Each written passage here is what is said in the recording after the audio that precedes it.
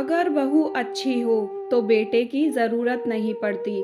मैं कमला देवी आज आपको अपने जीवन की सच्चाई बताने जा रही हूँ। ध्यान से सुनिएगा।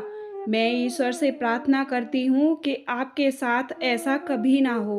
मेरी आंखों के आंसू और चेहरे की झुर्रियाँ यह साफ बता रही थी कि मैंने अपने जीवन में कितना संघर्ष किया था।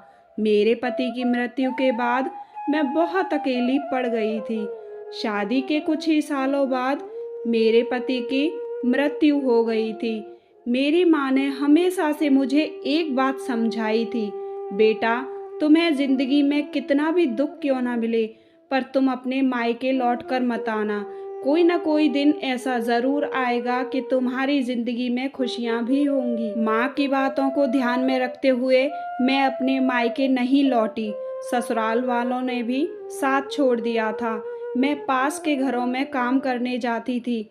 वहाँ खाना बनाकर और बर्तन साफ करके मैंने अपने बच्चों को पाला पोसा था, उनको पढ़ाया लिखाया था। मैंने बहुत मेहनत की और अपने बच्चों को इस काबिल बनाया कि वह अपने पैरों पर खड़े हो सकें। मेरे 3 बेटे थे, जिसमें से एक सरकारी मास्टर और दूसरा मेडिकल लाइन में लग गया था। घर का सबसे छोटा बेटा मेरा लाडला बंटी, जिसके लिए मैंने पूरे गांव से भीख मांगकर पैसा इकट्ठा किया था, क्योंकि वह फौज में लगना चाहता था। उसकी नौकरी के लिए मुझे दलाल को पैसे देने थे। गांव वालों से भीख मांगने के बाद मैंने अपने बेटे को फौज में लगवाया था। सुख शांति से समय गुजर रहा था। मेरे बच्चों की शादियां भी हो चुकी थीं। मेरे सामने मेरा छोटा बेटा बंटी अपनी पसंद से शादी करके एक लड़की को घर लाता है। माँ माँ, ये देखो मैं आ गया मेरा लाडला। कितने दिनों बाद फौजी छुट्टी आया है। मेरा बच्चा कैसा है? ठीक हूँ माँ। और ये कौन है? माँ, ये आपकी बहू है। बहू? हाँ माँ, बहू। मैंने अपनी पसंद से शादी कर ली है। ये बात सुनकर मेरे पैरों तले जमीन खिसक गई।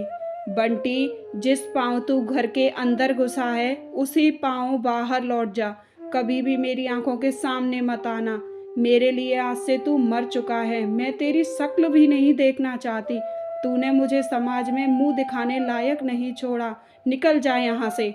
बंटी, माँ प्लीज़ ऐसा मत कहिए। मैं आपके बिना नहीं रह सकता। मेरी माँ ही मेरी जन्नत है। नालायक, अगर मैं तेरी जन्नत होती तो इतना बड़ा फैसला लेने से पहले तू एक बार मुझसे पूछता तो सही। तेरे बाबूजी की मौत के बाद कैसे कैसे करके मैंने तुम्हें पाला है, वो सब कुछ एक पल में भूल गया तू। बंटी की बहू धीरे से मेरी ओर आगे बढ़ते हुए पैरों को झुकती है। मेरे पैर मत छुओ। मेरा और तुम्हारा कोई रिश्ता नहीं है। माँ जी, आप कुछ भी कहें, जो होना था वो हो चुका है। रहूंगी तो मैं आपकी बहू ही। माँ प्लीज़ अपने बेटे को और मुझे माफ़ कर दें और हमें यहाँ रहने दें। तुम दोनों यहाँ से जाते हो कि अब मुझे ही ये घर छोड़कर जाना होगा? बंटी, नहीं माँ, मैं जा रहा हूँ। आंखों में आंसू लिए बंटी और बंटी की बहू घर से लौट जाते हैं। ये बात मुझसे बिल्कुल भी बर्दाश्त नहीं हो रही थी कि मेरे बेटे ने मुझे बिना बताए ही शादी कर ली। बंटी के जाने के बाद मैं टूट चुकी थी। एक तरीके से देखा जाए तो मेरे अंदर की आत्मा मर चुकी थी। जीने का बिल्कुल भी मन नहीं था, पर भगवान के घर से बुलावा भी नहीं आया था। कुछ समय बीत गया। मैं अपने दोनों बड़े बेटों के साथ रहा करती थी। जब तक मेरे हाथ पैर चले और मैंने अपनी बड़ी बड़ी बहुओं के साथ घर का काम करने में सहायता करी तो वह मेरे साथ अच्छे से रहीं। और जब मेरे हाथ पैर काम करना बंद कर दिए तो बहुओं का व्यवहार भी बदल गया। अब घर में कोई भी मुझसे सीधे मुंह बात तक नहीं करता था। बड़ी बहू और बेटे ने कुछ समय बाद मेरी ऐसी हालत कर दी कि मुझे खाना पीना देना बिल्कुल छोड़ ही दिया था। सर्दियों के दिन थे, ना कंबल था ना ही गर्म कपड़े थे। ठंड से ठिठुरते हुए मैं बीमार पड़ गई। बड़ी बहू बोली, ए जी, इस बुढ़िया की देखभाल मुझसे नहीं होती अब, बदबू आती है इसके शरीर में से। आप इस बुढ़िया को वृद्धाश्रम क्यों नहीं छोड़ आते?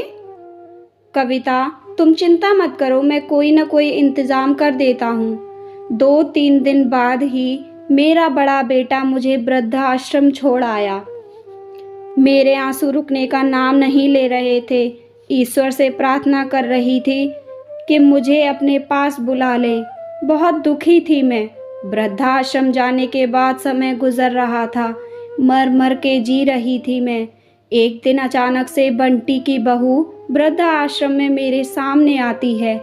मैं छोटी बहू के गले से लिपट जाती हूँ और ज़ोर ज़ोर से रोने लगी। बेटी, मुझे माफ़ कर दे। नहीं माँ, रो मत, अब आपके रोने का समय ख़त्म हो गया है। चलो मेरे साथ, आप, मैं और बंटी जी तीनों एक साथ रहेंगे। बहू मुझे अपने साथ अपने घर ले गई। जिस बहू को मैंने अपने घर से निकाल दिया था, आज उसने मेरी इतनी सेवा की। बंटी मुझे देखकर बहुत खुश हुआ। मेरी माँ, मेरी जन्नत मेरे पास आ गई। छोटी बहू ने मेरे मैले कपड़ों को बदला और मुझे गर्म पानी से अपने हाथों से नहलाया और मुझसे कहने लगी, माँ, मुझसे अनजाने में अगर कोई गलती हो जाए तो मुझे माफ़ कर देना। मैं आपका दिल कभी नहीं दुखाऊंगी।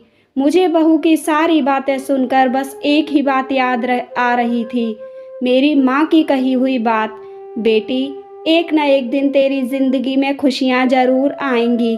मैंने छोटी बहू से पूछा, बेटा, क्या तुझे मेरे शरीर में से बदबू नहीं आ रही? नहीं माँ जी, आपके शरीर में से बदबू क्यों आएगी? दिल में सुकून और आंखों में आंसू थे। जिंदगी के आखिरी पल खुशहाल गुजर रहे थे। सचमुच अगर बहू अच्छी हो तो बेटे की ज़रूरत नहीं पड़ती। उम्मीद करती हूँ आपको मेरी कहानी अच्छी